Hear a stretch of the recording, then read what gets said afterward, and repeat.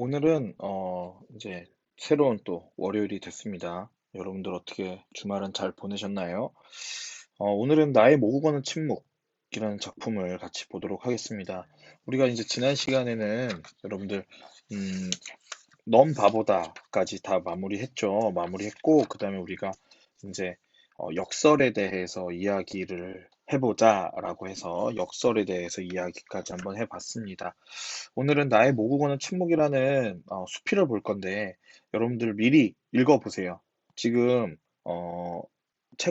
책이 없으니까 이제 제가 올려드렸던 교과서 파일을 보고 여러분 나의 모국어는 침묵이라는 글을 먼저 읽어보시길 바랍니다. 영상을 정지하고 읽어보세요. 네, 교과서 29쪽에 나와 있는 그림입니다. 어, 요런 그림이 이제 교과서에 나와 있는데, 우리가 이제 요 그림을 통해서 과연 이 글은 어떤 글일까, 무엇에 대한 글일까, 라는 것들을 조금 생각해 볼 수 있겠죠. 여기 보면, 우리가 영화 같은 데서 이제 봤던 인디언의 모습들이 나와 있습니다. 인디언의 좀 모습 같죠? 인디언 모습 같을 것 같아요. 저도 인디언 직접 본 적은 없기 때문에. 자, 그럼 우리 본문으로 넘어가도록 하겠습니다.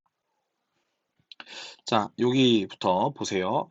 한국을 떠난 미국의 애리조나주 투손시의 인디언 축제에 참가했을 때의 일이다 했습니다. 지금 글쓴이, 그러니까 수필이라고 했잖아, 우리가. 여러분들 수필이 뭔지는 알죠?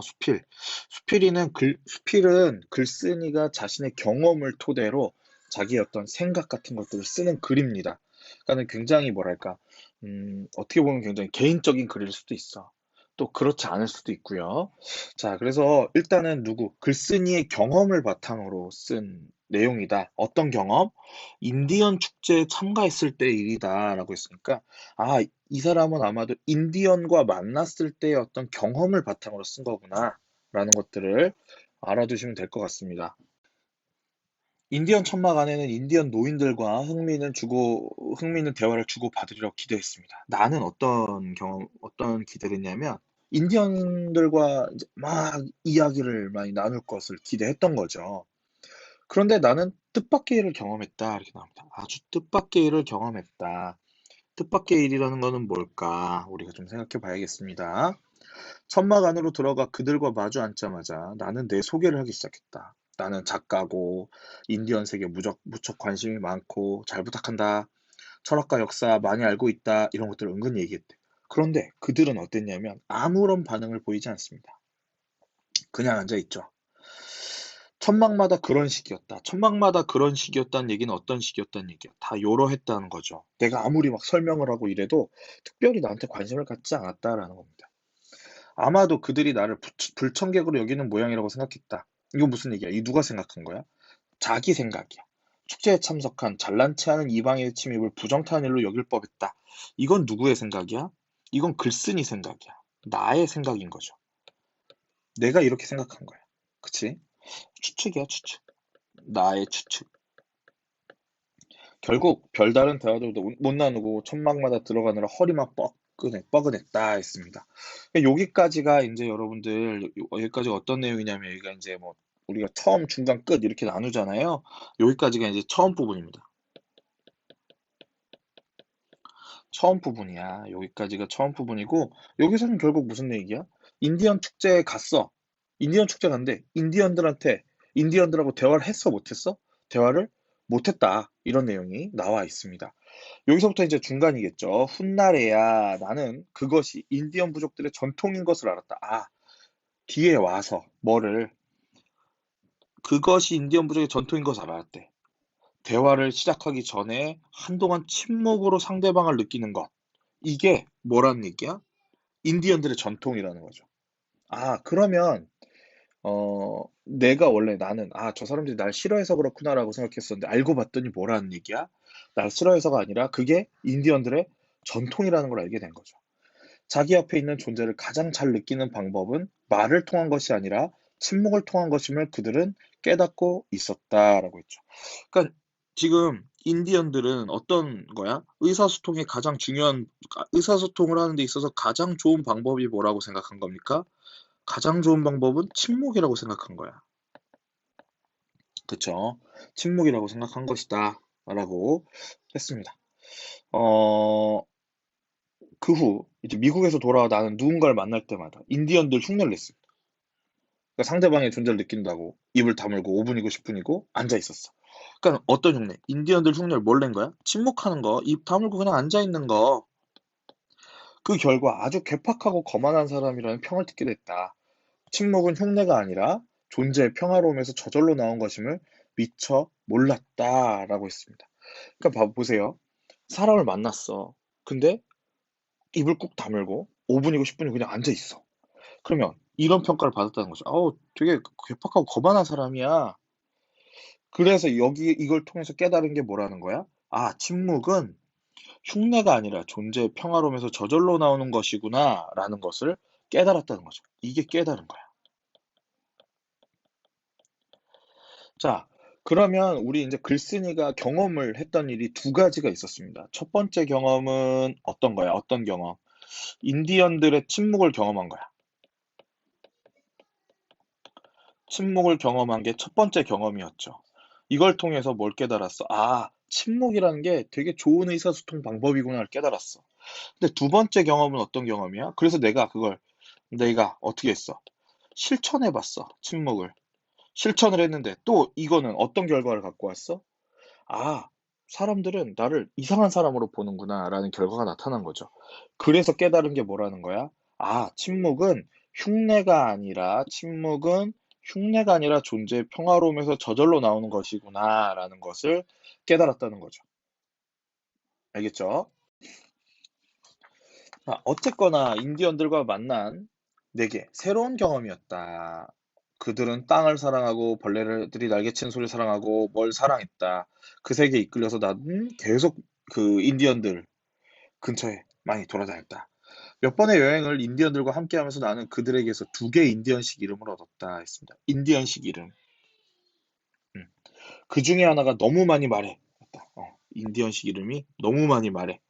내가 뭘 얼마나 떠들었기에 그런 식으로 나를 부르는가 따지고 싶었지만 그랬다가 너무 많이 따져라는 이름을 얻을까봐 그러지도 못했다라는 거죠. 그러니까는 글쓴이가 나가 굉장히 말을 많이 했다는 얘기예요. 누구들 사이에서는 인디언들 사이에서는 이렇게 그렇다 고백하지만 나는 음, 침묵에 턱없이 모자랐고 그들의 말에는 더없이 넘쳐났다. 이 생에서 쓸데없는 말을 너무 많이 하며 살고 있진 않은가? 라고 했어. 자, 요 부분 보세요. 나는 이 생에서 쓸데없는 말을 너무 많이 하면서 살고 있진 않은가? 라고 했습니다. 이건 결국 뭐야? 자기 자신을 돌아보는 거야. 우리 어려운 말로 성찰이라고 얘기하죠. 자기를 성찰하는 거야. 어떤 부분에 있어서? 말하는 부분에 있어서. 내 언어가 너무 많은 건 아닌가? 난 너무 많이 말하면서 살고 있진 않은가? 라는 것들을 성찰하는 경험이 됐다라고 얘기합니다. 여기까지가 이제 중간 부분입니다. 뭐, 중간. 중간 부분이고 요 부분에서는 결국은 뭐 했어? 인디언들하고 지내면서 인디언들이 침묵을 좋아하는 것. 그러니까 침묵이 인디언들의 전통인 것을 알고 그 다음에 자신의 언어 습관을 조금 성찰했죠. 그치? 자, 마지막 부분, 끝부분입니다. 라코타족 인디언인 서 있는 곰은 말한다. 이제 이거는 이제 어, 인디언 부족의 하나야. 침묵은 라코타족에게 의미 깊은 것이다. 라코타족은 대화를 시작할 때 잠시 침묵하는 것을 진정한 예의로 알고 있었다. 말 이전에 침묵이 먼저라는 것을 알았던 것이다. 먼저 침묵한다. 뭐 이런 얘기들이 나오고 있습니다. 이건 이제 뭐 하고 있는 거야? 라코타족 인디언인 서 있는 곰이라는 인디언이 이야기해준 부분입니다. 인용한 거죠. 인용이라고 할 수 있겠죠. 인디언들은 여러 부족으로 이루어져 있고 부족마다 언어도 매우 다르다. 난 인디언들 말하면 그들의 부족 언어를 묻곤 했다. 당신의 모국어는 무엇입니까? 그러면 그들은 이렇게 답하곤 했다. 우리의 모국어는 침묵입니다. 라고 이야기하고 있습니다. 여기까지가 이제 마지막 부분이고요. 결국은 인디언들이 침묵을 어떻게 대하는지에 대해서 다시 한번 정리하면서 끝나고 있다라고 할 수 있겠습니다. 어, 우리가 이제 요 짧은 글을 읽었는데, 요 짧은 글에서 내용을 정리를 다시 한번 해보자면, 처음 부분에서는 뭐에 대해서 얘기했습니까? 처음 부분에서는 인디언 축제에 갔는데, 인디언들이 나를 침묵으로 대해줬다. 내가 오해를 했다. 이런 얘기들이 나왔었고, 중간 부분에서는 이제, 이 침묵을 하는 것이 인디언 부족들의 전통이구나. 그리고 또 한 가지, 그들하고 또 지내면서 보니까 내가 너무 말을 많이 해서 너무 많이 말해라는 인디언 이름을 얻었다라는 얘기들을 하고 있죠. 그치? 그러면서 자신의 언어 생활에 대해서 성찰하게 됐고, 마지막 부분에서는 결국은 인디언들에게 있어서 침묵은 어떤 의미인가를 마무리하면서 얘기를 하고 있습니다. 그래서 우리의 모국어는 침묵입니다라고 얘기하는 것. 요 부분이 이제 우리가 같이 얘기해 봐야 되는 부분인데, 요 부분이 우리 뭐라 그랬죠? 역설적인 표현이라고 이야기했습니다.